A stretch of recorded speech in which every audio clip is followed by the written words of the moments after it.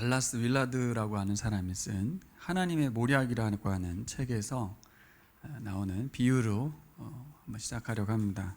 윌라드는 오늘날의 인간의 실존을 고속으로 전복 비행 중인 비행기로 비유하고 있습니다. 근데 이 비행기가 거꾸로 뒤집힌 상태에서 계속해서 위를 향하여 날아가고 있다고 표현하고 있습니다. 그러니까 뒤집힌 채로, 비행기가 뒤집힌 채로 위로 향한다는 건 어떤 것을 이야기하나요? 그것은 곧 추락하고 있다는 뜻입니다. 윌라드는 이 비유를 통해서 현 시대를 살아가는 사람들이 삶의 모든 방향과 기준들이 모호하거나 부재하다 이렇게 말하고 있습니다.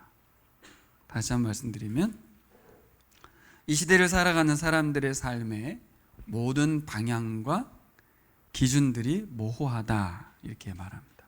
혹은 없다, 기준이 없다, 방향이 없다 이렇게 말하는 거죠.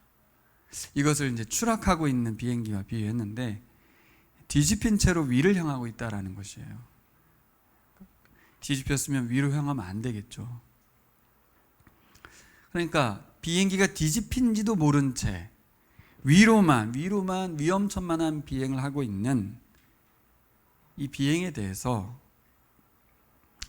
사실 인생에 대해서 좀 더 깊이 생각해보고 잠잠히 생각해본 사람이라면 공감이 될 것입니다. 이것이 꼭 신자라고 해서 아니고 비신자라 해도 교회 안에 있는 사람이 아니라 해도 인생을 좀 생각해보면 뭔가 방향이 잘못됐는데 속도를 증가시키고 있다는 것이 꼭 신자가 아니라도 알 수 있는 부분입니다. 공감이 된다는 거죠. 그런데 제가 질문이 하나 더 생겼어요. 이 비유가 다른 사람들이 아니라 그 전복하고 있는 비행기가 당신 같아요. 이렇게 말하면요. 혹은 또 직접적으로 당신의 삶의 방향과 기준들이 모호해요. 아니, 없는 것 같아요. 그래서 이렇게 말한 겁니다. 그렇게 계속 살아가면 추락합니다. 이렇게 말을 하면 어떨 것 같습니까? 그래서 그 말을 듣는 사람은 이렇게 생각하겠죠. 아니, 내가 내 나름대로의 생각이 있고 기준점이 있고 그래서 살아가고 있는데, 그래서 나름 삶에 있어서 결과도 내고 있고 나름 영향력을 발휘하며 살아가고 있는데 도대체 무슨 소리를 하는 거냐. 그러면서 이제 이렇게 말하겠죠. 당신은 기준이 뭡니까? 당신이나 잘하세요. 그렇죠? 내 비행기가 추락하든 말든 내가 뒤집힌 채로 높이 올라가든 말든 당신 비행이나 잘하세요. 왜 이렇게 말할까요? 기분이 나빠서 그렇죠. 나는 뒤집혔다고 생각하지 않고 있는데 뒤집혔다고 하고 왜 위로 가면 안 되냐고 하고. 저는 이제 이 책을 읽으면서 사람들은 책 읽고 강의를 듣고 혹은 설교를 듣든 조언을 듣든 맞아, 요즘 사람들이 그런 것 같아. 비행기가 뒤집힌 채로 너무 정신없이 더구나 위로 향하고 있는 것 같아. 동의가 되는데 반면 나는 아닌 것 같아. 아니면 나는 그렇게까지는 아니야. 나는 방향은 옳은 것 같아. 나는 속도를 내지 않고 있어. 천천히 가고 있어. 그러니까 일반적인 사람들은 그런 것 같은데 자기에게 적용하기는 참 어려운 이야기가 바로 이 비유인 것 같아요. 과연 내가 뒤집힌 비행기냐? 그 상황에서 내가 막 초고속으로 질주하고 있는가? 저는 이런 책과 이런 이야기를 들으면 좀 사람이 멈췄으면 좋겠는데. 그렇죠. 일단 멈추면 좋잖아요. 이게 내 얘기는 아닐까? 남의 이야기만, 일반적인 사람들 이야기만이 아니고 나의 이야기는 아닐까? 그래서 좀 생각 좀 했으면 좋겠고 또 치열하게 고민 좀 했으면 좋겠는데, 여러분, 내 생각을 내려놓는다는 것, 나의 기준점을 내려놓는다는 것 얼마나 어렵습니까? 더구나 하나님의 말씀 앞에 엎드린다는 것, 말씀에 귀를 기울인다는 것, 성경을 편다는 것, 성경을 읽는다는 것, 읽어서 생각한다는 것, 묵상한다는 것, 묵상을 통해서 나의 생각을 고착시키는 것이 아니라 의문을 제기하고 말씀을 듣는다는 것. 이 바쁜 시대에, 이 문제 많은 시대에 얼마나 어렵냐는 거예요. 사람들은 각자 자신들의 생각대로 살아갑니다. 생각이 없는 사람이 없어요. 다 자기 생각이 있습니다. 그리고 생각만 있는 게 아니라 계획도 있습니다. 내 계획은 이렇게 있습니다. 답답하다고들 하지만 없는 사람이 어디 있어요? 다 있죠.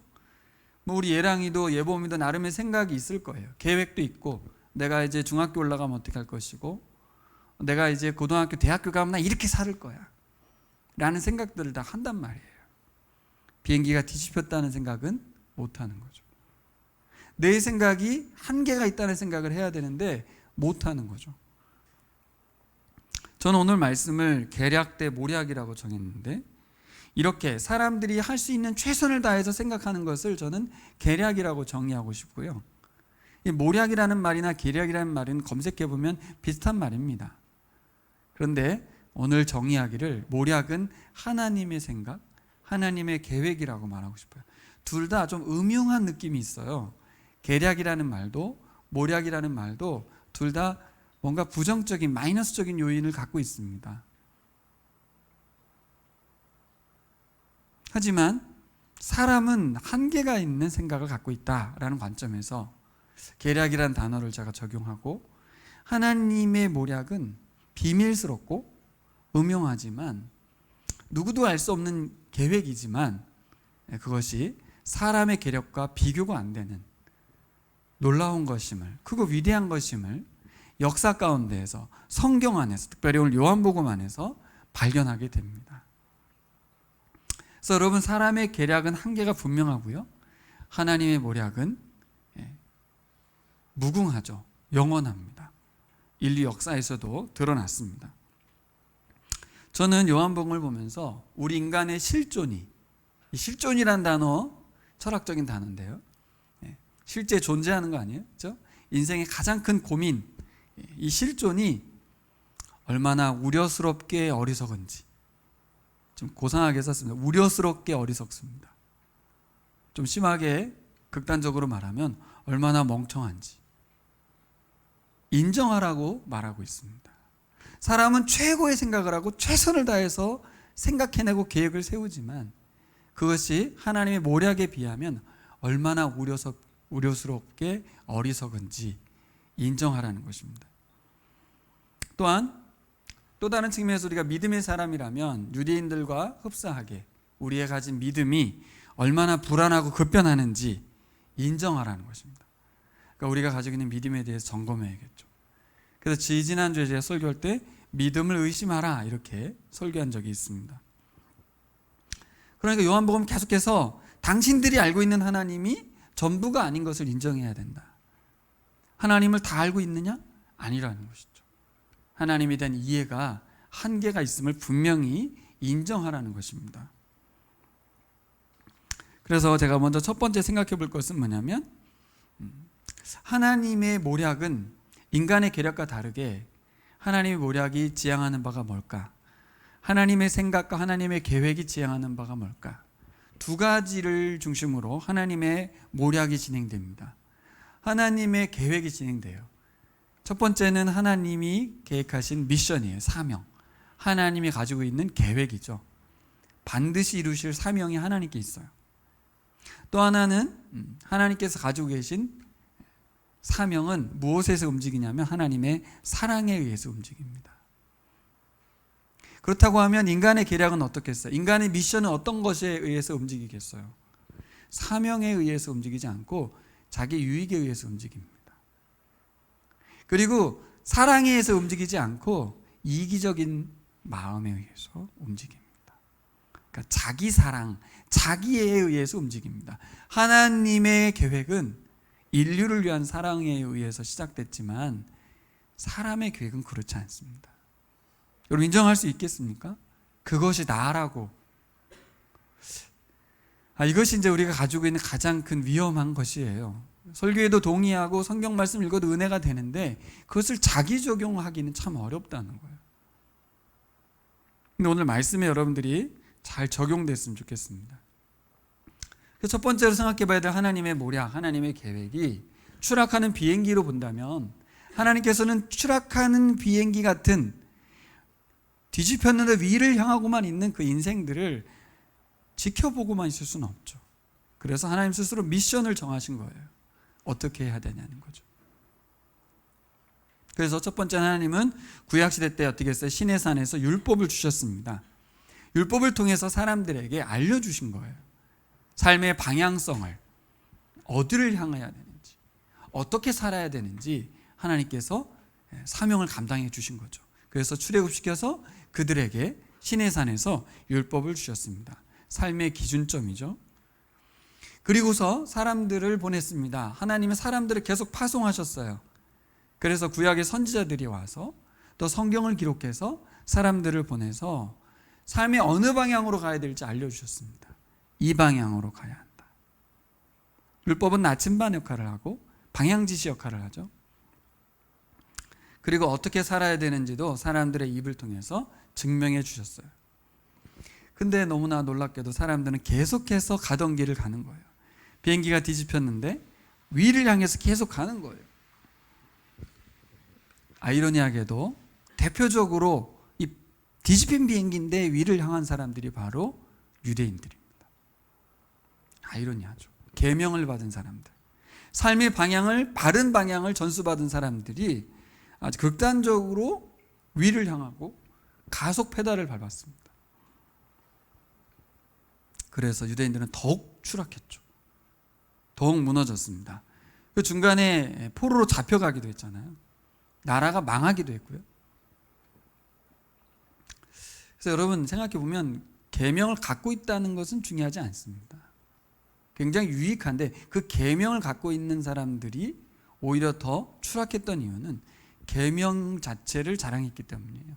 그 계명을 가진 것에 대한 순종과 그 바른 기준점에 대해서 반응이 있었어야 되는데 그렇게 못했습니다. 그래서 하나님께서는 또 다른 사명을 이제 또 시행하시죠. 고속 추락하고 있는 사람들을 건져내기 위해서, 멈추기 위해서 하나님이 직접 오신 거죠. 하나님의 모략은 하나님이 직접 오시는 겁니다. 이것을 성육신이라고 하죠. 직접 오신 이유는 뭐냐면 율법과 선지자들 통해서 안 되는 것을 사람 예수가 오셔서 직접 보여주시는 거예요. 이게 하나님의 모략입니다. 도저히 상상할 수 없는 방법으로, 사람은 꿈꿀 수도 없는 방법으로 하나님이 사람이 되어 이 땅에 오시는 겁니다. 그러니까 사람들이 멈춰서게 만들고 싶었던 거예요. 이게 뭐지? 놀라운 방법이죠. 그래서 하나님께서 이 땅에 오셔서 인생들에게 생각하게 하고 멈추게 하고 숙고하게 하고 깊이 통찰을 하도록 만들었습니다. 어떤 통찰? 내 인생의 주인이 내가 아님을, 나에게 창조주가 계심을, 또한 우리가 이 굴레에서, 이 늪에서 빠져나올 수 있는 방법이 우리에게 전혀 없음을, 그래서 살려달라고 외쳐야 되며 호산나, 구원해 주십시오, 살려주십시오라고 말했던 그 외침이 하나님께로 향해야 된다는 것을 예수님을 통해서 알려주셨습니다. 하나님이신 예수 그리스도, 그분만이 인생들을 구출할 수 있습니다.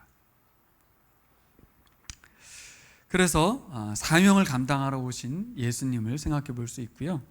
그 사명을 감당하는 이유가 사람들의 계획과 다르게 하나님께는 어떤 이유가 있었어요? 사랑이 있었어요. 인류에 사람들을 사랑하는 마음이 있었어요. 오늘 본문 35절을 가시면 36절 같이 읽어볼까요? 시작. 예수께서, 맞죠? 35절, 11장 35절 시작. 예수께서는 눈물을 흘리셨다. 그러자 유대 사람들은 보시오, 그가 얼마나 나사로를 사랑하였는가 하고 말하였다. 저는 그동안 이 오늘 말씀을 나사로를 향한, 나사로 형제들, 그 남매들을 향한 사랑이라고만 읽었어요. 예수님과 나사로 남매들과의 특수관계라고만 생각했습니다. 아마 사람들도 그렇게 봤던 것 같아요. 얼마나 사랑하는지 봐라. 눈물을 흘린다. 이렇게. 여러분, 제가 이번에 묵상할 때는 여러분 한 분 한 분을 바라보시면서 눈물 흘리시는 것 같았어요. 이 나사로를 향한 눈물, 이 남매들을 향한 눈물이 나에 대한 눈물이라고 생각되어야만 합니다. 하나님께서 그 사랑과 그 눈물이 있으셨기에 성육하시고 십자가를 지신 줄 믿습니다. 결국 이 요한복음에 이 한 가족을 향한, 이 한 형제를 향한 예수 그리스도의 눈물은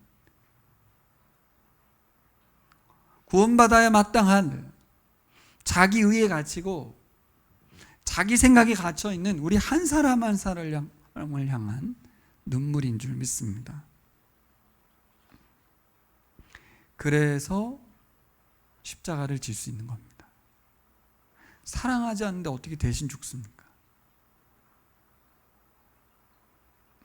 우리가 생각하는 조두순이라고 하는 사람 있죠. 아주 극악무도한 사람이죠.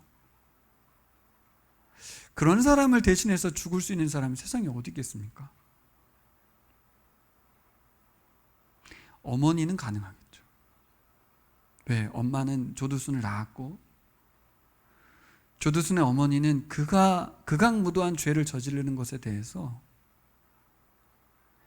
책임의 문제가 아니라 내 자식이 그런 것은 내가 그런 것이고 내가 잘못 가르쳐서 그런 것이고 내가 그 죄를 대신 져서 죽었으면 좋겠다 라고 생각할 수 있는 유일한 분이 어머니죠. 근데 어느 놈이 조두순을 대신 죽겠어요? 그럴 일은 없죠. 특수관계죠. 어머니가 그를 낳았기 때문에. 예수님 우리와 특수관계입니다. 우리의 창조주세요. 우리를 낳으신 분이고 우리의 출생의 근원이십니다.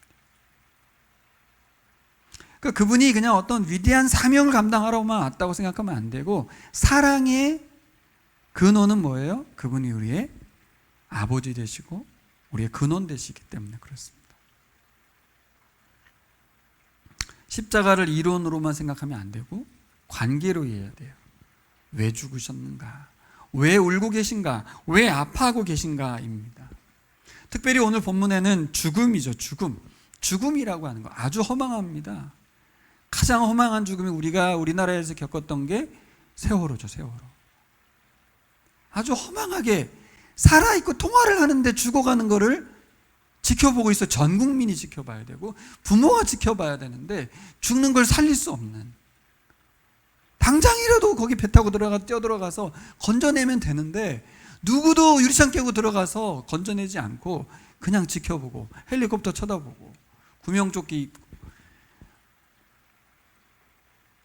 가슴 아픈 일입니다, 여러분. 죽음 앞에 사람들은 속수무책입니다. 인간의 실존은 죽음을 어찌할 수가 없습니다. 아주 무서운 것입니다. 이 비통해하고 슬퍼하는 이 사람들을 보고 주님은 눈물을 흘리셨어요. 그러니까 이 남매에 대한 특수관계 때문에만 울었다고 생각하시면 안 되고, 인간의 실존이 죽음 앞에서 허무하고 허망하며 죽음 때문에 이별하여 괴로워하는 인생을 바라보는 주님의 아픔이 여기 있습니다. 결국 이 눈물은 이 시대의 우리들이 모든 관계 속에서 홀로 되어 있는 것 같은 나, 왕따를 당하고 있는 느낌을 갖는 나, 모든 소유를 잃고 빈털터리가 된 나, 이 시대에 의지할 건 돈인데 돈이 없는 나, 건강을 잃고 더 이상 삶의 의미를 잃어버린 나, 우울과 무기력에 빠져서 삶의 의욕을 잃어버린 나, 이런 사람들을 향한 주님의 눈물입니다. 마음의 생각을, 계략을 꾸밀 수 없는 나, 그들을 향한 예수님의 눈물입니다. 여러분, 하나님의 모략을 받아들이면 좋습니다. 이해할 수 없는 성육신, 이해할 수 없는 십자가, 이해할 수 없는 부활, 이 하나님의 계획, 하나님의 모략, 놀랍습니다. 오늘 본문은 인간의 계획, 인간의 계략을 하나님의 모략으로 바꾸시는 그 모습을 볼 수 있죠. 사람의 계획은 뭐였습니까? 49절과 50절이 오늘 핵심 본문인데요. 가볼까요?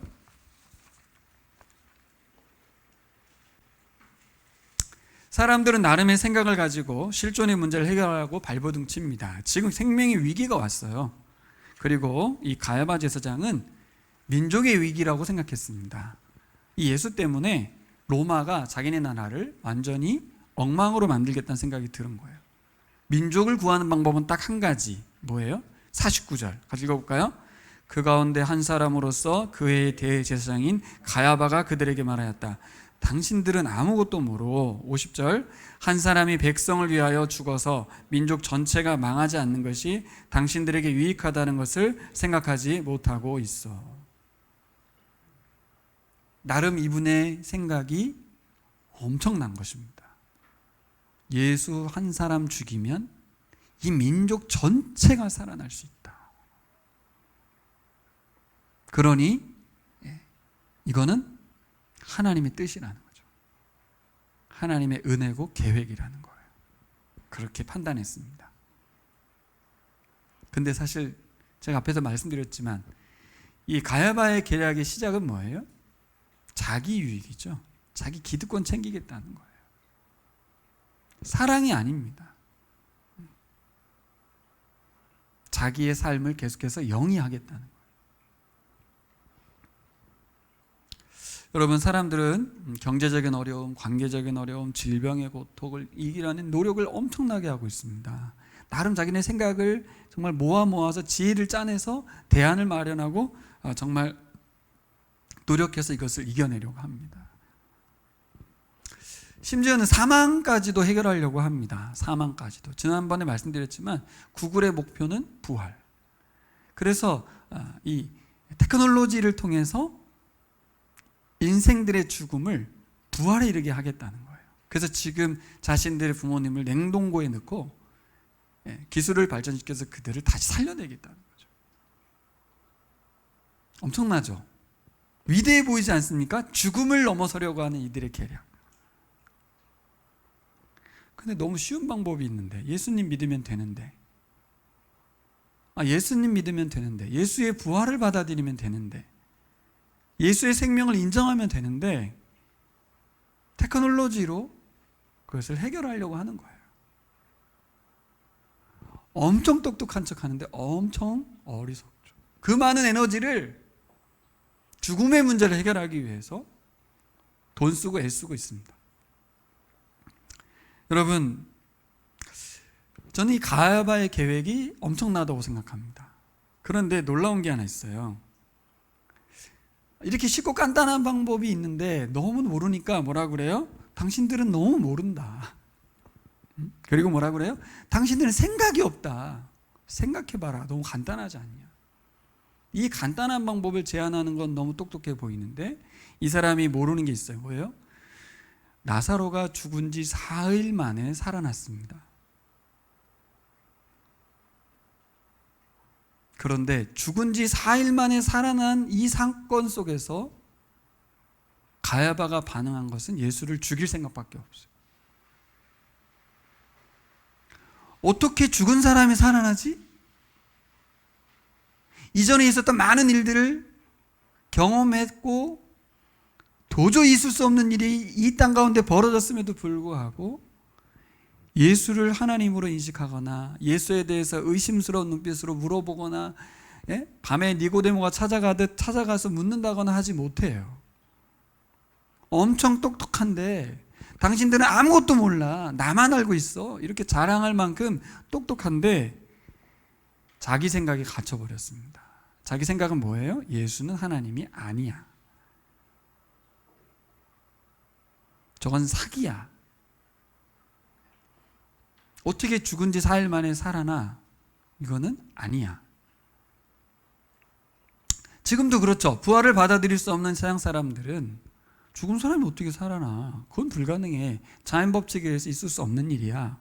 라고 해서 믿지 않죠. 자기 생각에 갇힌 것입니다. 하나님의 모략을 이해할 수 없는 거예요. 그러니 성육신도 인정할 수 없는 것이고 십자가라는 바보 같은 방법도 이해할 수 없는 것이고 부활은 더더군다나 있을 수 없는 일이 되는 것입니다. 근데 여러분은 지금 성육신도 믿고 십자가도 믿고 부활도 믿잖아요. 우리는 다 믿고 있습니다. 과연 하나님 모략을 받아들인 사람들일까요? 하나님의 모략을 내 인생 가운데서 인정한 사람들일까요? 좀 더 생각해 보셨으면 좋겠습니다. 여러분, 이 가야바만 이렇게 사람이 아둔한 게 아니고 유대인들도 마찬가지죠. 11장의 사람들을 좀 살펴볼 건데, 자, 예수님이 눈물을 흘리잖아요. 눈물을 흘리니까 이 사람들이 뭐라고 그래요? 아니, 하나님이 왜 울어? 예수가 하나님이라면서 왜 울어? 울지 말고 능력을 발휘하면 되는 거 아니야? 울면 인간의 나약함을 보이는 건데 하나님 맞아? 어떤 생각에 빠져 있는 거예요? 하나님은 피도 눈물도 없는 그냥 신인 거예요. 자기들이 생각하는 신은 어떤 신이어야 돼요? 능력이 많아야지. 왜 우냐는 거예요. 이 논리에도 빠지면 큰일 납니다. 안 그래도 나사로의 조문객들이 뭐라고 말했습니까? 37절에 이렇게 말하죠. 눈먼 사람의 눈을 뜨게 하신 분이 이 사람을 죽지 않게 하실 수는 없었단 말이냐? 왜 울고 있냐? 울기 전에 와서 살렸어야지. 예수가 하나님 맞냐는 것입니다. 예수는 딱 거기까지. 어디까지? 태어날 때부터 눈먼 사람을 눈뜨게 할 수는 있지만 죽은 사람은 살릴 수 없는 거지. 그렇지, 죽음의 문제를 어떻게 할 수 있어? 라고 생각했습니다. 근데 저는 이 부분이, 여러분도 생각해 보세요. 여러분들 그 옆에 있었다고 생각해 보세요. 이 사람들의 생각과 다를 수 있겠습니까? 우리의 생각이 한계가 눈먼 사람의 눈을 뜨였지. 그런데 죽어가는 저를 살릴 수는 없었네. 여러분 다르겠습니까? 좀 전에 여러분 믿는다고 했잖아요. 성육신도 믿고 십자가도 믿고 부활도 믿는다고 했는데 믿는 우리들이 그 자리로 가서 실제 내 삶의 상황 속에서 옆에서 죽었어요. 우리 아버지가. 내 아들이 살려낼 거라고 생각할 수 있습니까? 그러니까요. 우리도 우리 생각의 한계, 우리 지식의 한계에 갇혀 있습니다. 자, 마리아와 마르다도 한번 살펴볼까요? 32절 뭐라고 말합니까? 같이 읽어볼까요? 32절 따옴표 시작. 주님이 여기 계셨더라면 내 오라버니가 죽지 않았을 것입니다. 똑같죠? 똑같습니다. 특수관계잖아요. 눈물을 흘릴 만큼 가까웠잖아요. 예수님에 대한 이해가 굉장히 높았습니다. 너는 내 말이 죽은 자가 살아난다고 하지 않았느냐? 예, 주님, 마지막 부활 때는 살아날 걸 믿습니다. 우리도 아마 그럴 수 있어요. 지금 여기 있는 시체를 살릴 수는 없으나 부활은 있다고 하대요. 마치 뭐와 같으냐면 예수는 2000년 전에 이 땅에 오신 하나님이 맞고 그분이 그때 능력을 발휘하시고 수많은 기적을 베푸셨는데 지금 나의 삶에는 예수가 일하시지 않고 있다. 성경에 갇힌 예수님, 과거의 예수님은 믿지만 내 삶 가운데 부활하셔서 일하고 계시고 역사하신다 라는 믿음이 있냐는 거예요. 지금 내 옆에 있는 사람을 살려내실 수 있는 분이시라는 믿음이 있냐는 거예요. 지금은 성경시대가 아니니까 그런 일 없잖아요, 목사님. 그러니까요. 우리는 그 생각의 한계에 갇혀 있습니다. 하나님의 모략이라고 하는 것에 대해서 아직 잘 모르는 거예요.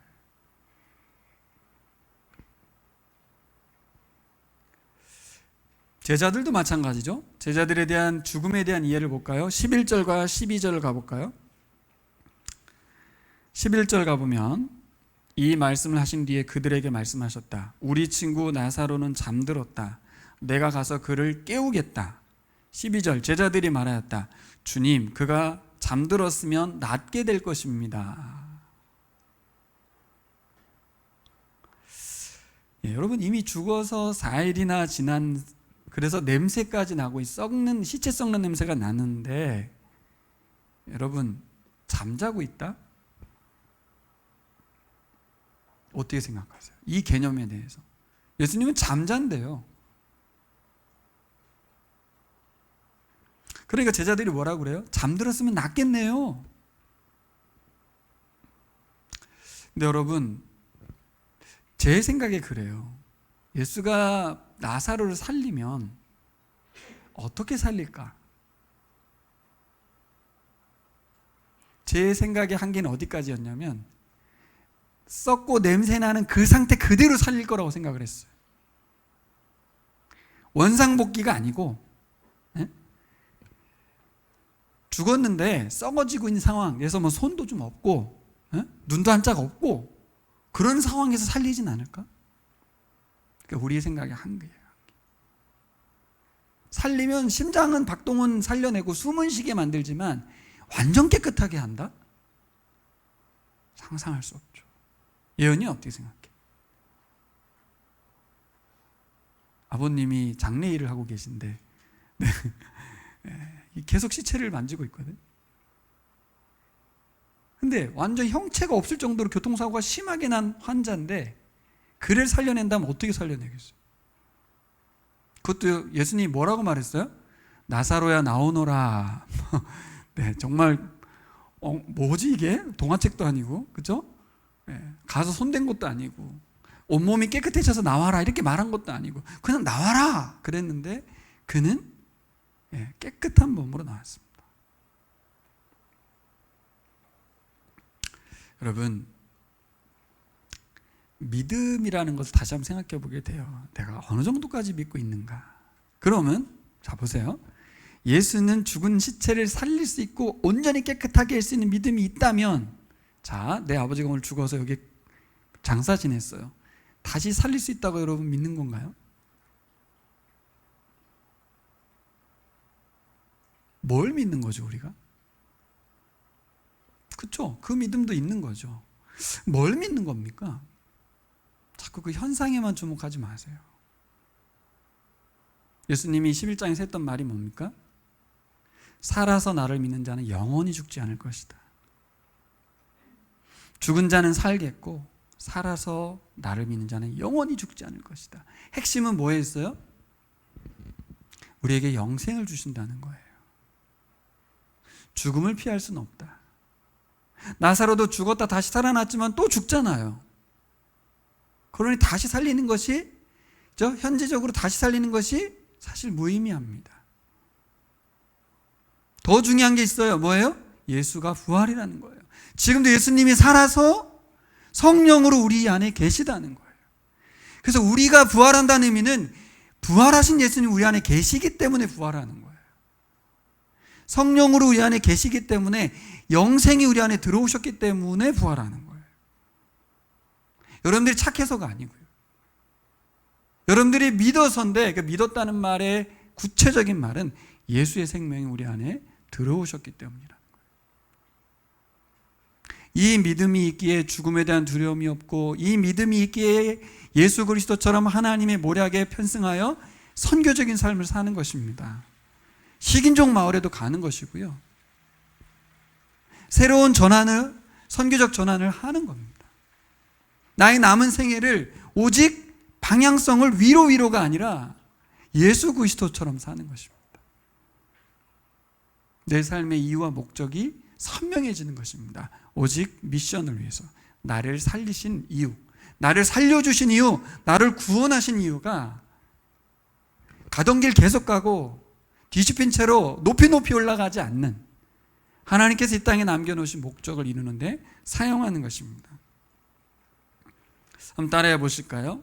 사람의 계략 위에 하나님의 모략이 있다. 네. 여러분, 나의 생각과 나의 계획 위에 하나님의 계획, 하나님의 모략이 있습니다. 오늘 하나님의 모략은 뭐였습니까? 예수 그리스도입니다. 지금도 우리에게도 하나님의 모략은 예수 그리스도입니다. 나의 생각이, 나의 모든 행동과 선택의 모든 것들이 예수 그리스도를 통해서 다 바뀝니다. 하나님의 모략 가운데에서. 가야바가 생각한 것 맞습니다. 정확하게 말했어요. 한 사람이 죽음으로 저 온 민족이 산다. 근데 그 뒤에 요한이 추가적으로 설명을 붙였죠. 이건 자기 생각을 말한 것이 아니다. 자기 생각을 말한 거죠. 근데 왜 해석을 붙였습니까? 이것은 하나님의 모략이라는 거예요. 자기 생각을 말한 줄 알았는데 하나님께서 그의 고백을 통해서 예수 그리스도가 어떠한 죽음을 죽는 것인지, 그냥 한 사람 죽는 게 아니고, 그냥 무익한 죽음이 아니고, 하나님의 미랄이 땅이 떨어져서 썩어지면 많은 열매를 맺는 것처럼 예수 그리스도의 죽으심은 이 땅의 모든 하나님의 자녀들을, 모든 백성을 하나님의 사람으로 바꾸는 죽음이라는 것입니다.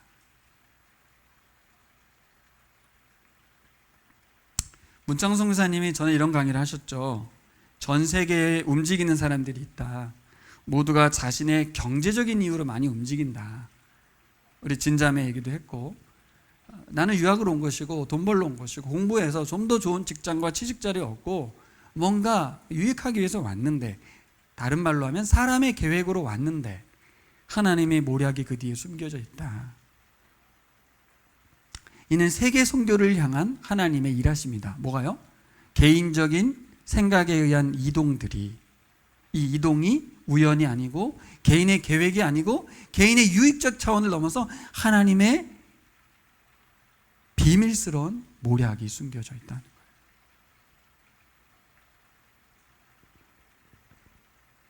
동의가 되시나요? 어렵죠. 우리 진자매는 그렇다 치고 항우 형제가 여기 와서 우리 교회 이 공간에서 보라를 들었습니다. 자, 보세요. 우리가 개척하지 않았으면 없어질 일입니다. 일어나지 않을 일입니다. 우리 현진 형제가 보라를 들었습니다. 이 하나님의 모략인 거죠. 우리 민집사님 부부가 이주민 선교사가 되어서 어느새 부부가 함께 섬기는 아름다운 모델이 되었어요. 교회 개척할 때는 여러분 어떤 생각이었습니까? 뭔 생각이 있어요. 그냥 우리가 한번 한 거죠. 근데 지나고 보면 하나님의 모략이 있는 거예요. 그럼 그 시점 어디까지 가야 돼요? 내가 예수님 믿는 그 시간. 예수님 믿기 전에 나의 어떤 삶, 모든 것들이 하나님의 모략과 연결되어 있습니다. 하나님의 모략은 놀랍죠. 이 생각을 받아들이실 수 있다면 우리가 하나님의 뜻을 신뢰하고 하나님의 말씀을 신뢰하면서 인생 중에 겪고 있는 많은 어려움들과 힘듦을 하나님의 뜻 가운데에서 인내하고 하나님 뜻 가운데에서 감당해내는 것이 지혜로운 방법입니다. 또 우리의 삶의 방향성이 예수 그리스도처럼 십자가를 향해 달려가신 것처럼 우리에게 사명으로, 또 우리의 사명의 근거를 하나님처럼 사람들을 사랑하는 마음에 의해서, 나의 유익이 아니고 오직 사람 사랑하는 마음, 그들을 구원하고 싶은 마음에 의해서 움직인다면 하나님의 모략을 빠른 속도로 감당해낸 것인 줄 믿습니다. 할렐루야. 여러분, 예수님이 일부러 지체하셨죠? 하나님의 모략이죠. 사람들은 이해할 수 없었어요. 지금 살아있을 때 와야지 죽은 뒤에 4일째 되는 날에 오냐는 거죠. 도대체 뭐 하냐는 거죠. 진짜 사랑하는 거 맞아? 그건 의심이 들지 않아요? 마르다와 마리아가 불평 섞이게 말하잖아요. 마지막 날을 부활하는 건 나도 압니다만 좀 일찍 좀 오시지. 뭐냐고. 근데 하나님의 계획은 뭐예요? 이 사건을 통해서 자신이 누군지 알려주시고, 또 이 사건을 요한복음에 기록해서 온 세상 사람, 전 지구 사람들이 예수가 누군지 알려주시고, 또 나도 내가 한계가 있는 사람이며 실존적으로 죽음 앞에 두려워하는 자며, 하지만 나사로처럼 다시 살릴 것이고 예수가 부활하듯 여러분들 모두를 예수의 생명으로 부활하게 하실 것임을 보여주는 아주 위대한 사건이 되어버렸습니다. 4일 지체로 벌어진 일입니다. 이 4일을 감당하는 마르다와 마리아의 심정에서는 최선을 다해서 머리를 써서 예수를 죽기 전에 데려와야 되는 거예요. 이게 우리의 한계죠. 내가 최선을 다해서 내가 할 수 있는 최선을 다해보지만 하나님의 모략을 이길 수는 없습니다. 나사로가 어떻게 살아났나요? 천지의 창조주신 예수님께서 태초에 천지를 창조하실 때 뭐라고 말씀하셨죠? 1장 3절에 창세기 빛이 있으라 하신 것처럼 나사로야 나오너라. 예수 그리스도의 말씀은 생명입니다. 창조고요. 새로운 창조입니다. 가나의 혼인잔치, 38년 된 병자 치유, 왕의 신하의 아들의 회복, 오병이어의 기적, 태어날 때부터 눈먼 자의 눈을 뜨게 하신 표적, 모든 것이 뭐예요? 다 말씀과 연결되어 있습니다. 그분이 말씀하실 때 모든 일이 일어났습니다. 여러분, 이 모든 것을 들었고 보았고 체험했던 사람들이지만 나사로를 살릴 거라고 생각은 못했어요. 예수의 말씀만 명되면 살아날 수 있다고 생각할 수 없었어요. 이게 우리의 한계입니다. 지금도 주께서 역사하시고 일하시면 내 삶 가운데서 어떤 일도 일어날 수 있죠. 하지만 내가 바라는 대로 되지는 않습니다. 하나님의 계획대로 됩니다. 하나님이 말씀하시면 이루어집니다. 아까 제가 처음에 기도했던 것처럼 시진핑이 됐든 푸틴이 됐든 김정은이 됐든 이 땅의 통치자들이 아주 교만한데 하나님 말씀하시면 한 큐에 끝납니다. 그래서 우리는 뭘 두려워해야 되냐는 거죠. 주의 말씀을 두려워해야 될 줄 믿습니다. 그분의 말씀이 떨어지는 순간 세상은 심판이기도 하고 생명이기도 합니다. 말씀을 정리해 보겠습니다. 여러분, 우리는 가야바의 계략 그 위에 하나님의 모략이 서 있음을 알고 있습니다. 하나님의 모략은 예수 그리스도의 십자가입니다. 성육신이었고 십자가였고 그 다음 부활이었어요. 그래서 이것을 받아들이면 어떤 변화가 일어나는가 살펴보고 마치려고 하는데요. 12장으로 가볼까요? 12장 1절에서 8절을 보면 놀라운 일이 일어납니다. 11장에 어떤 일이 일어났었어요? 죽은 지 4일 됐던 나흘 됐던 나사로가 밥 먹고 있어요. 시체 썩는 냄새 났던 나사로가 거기서 밥 먹고 있습니다. 나사로의 다시 살아난 걸 목격하고 체험한 사람들이 정말 많았습니다. 예수가 요한복음에서 죽는 이유는 나사로가 살아났기 때문이에요. 그래서 나사로도 제거하고 예수님도 제거하려고 했어요. 그 중에 나사로의 누이 마리아가 자신의 나드 한 근을 가져다가 예수님 발에 부어버립니다. 그리고 자신의 머리털로 예수님 발을 닦죠. 예수님이 하나님이심을 분명히 알게 된 사람의 반응이에요. 이건 이렇게 하라고 되는 게 아니에요. 진짜 예수가 하나님이심을 알고 동생 살려줘서 감사해서 그런 게 아니에요, 여러분. 예수가 하나님이심을 알기에 가장 값진 것으로 그에게 드린 것입니다. 반면 제자 중 하나인 예수를 잡아줄 가룟 유다, 이 표현을 잘 보셔야 돼요. 제자 중 하나인 예수를 잡아줄 가룟 유다. 표현을 보면 잡아줄이라고 돼 있고, 또 제자 중 하나. 그들은 제자 공동체입니다. 유다만 얘기할 수 없는 거예요, 여러분. 제자 중 하나라는 말을 잘 들으셔야 돼요. 왜 제자 중 하나라고 했겠습니까? 유다만의 문제가 아니라는 거죠. 그 공동체 하나가 되어 있던, 예수님과 하나였던 제자 중에 하나가 예수님을 잡아줘요. 그때까지 제자들은 누가 높네 낮네, 예수가 하나님이신 것에 대한 자신들의 혜택에 대한 생각만 있었지, 제자 중 하나, 우리 중 하나가 예수를 팔 거라고는 도저히 생각도 못하고 멍청하게 있었어요. 뭐예요?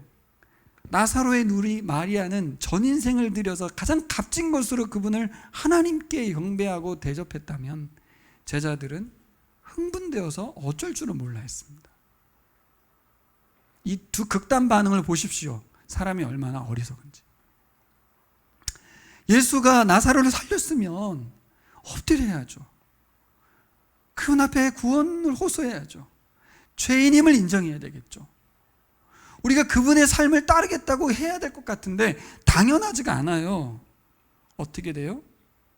예수를 팔아 넘기죠. 죽여버리고 싶어지죠. 그의 마음에 예수를 팔아 넘기려는 의도가 있었습니다. 유다의 계략이고 하나님의 모략이에요. 참 놀랍죠. 그가 안 팔아도 되지만 그가 파는 것을 하나님께서 그의 하나님의 모략으로 사용하시는 거죠. 다시 앞에 제가 말씀드렸던 추락하는 비행기 이야기로 가봅시다. 뭐예요? 문제는 방향성이죠. 방향성이 어디로 향하고 있는 게 문제예요? 뒤집혔는데 위로 가는 게 문제죠. 세상은 뭐라고 그래요? 속도를 높여라. 더 올라가라. 더 올라가라. 초고속 추락을 요구하고 있습니다, 여러분. 오히려 어디로 가야 돼요? 아래로 가야 돼요. 아래로. 세상이 말하는 것과 반대로 가셔야 됩니다. 돈을 쌓지 말고 나누셔야 되고, 파워를 기르려 하지 말고 파워리스하게 돼야 되고, 네가 최고야, 네 생각이 옳아. 그러면 그 말을 거꾸로 들어야 돼. 넌 더 낮아져야 돼.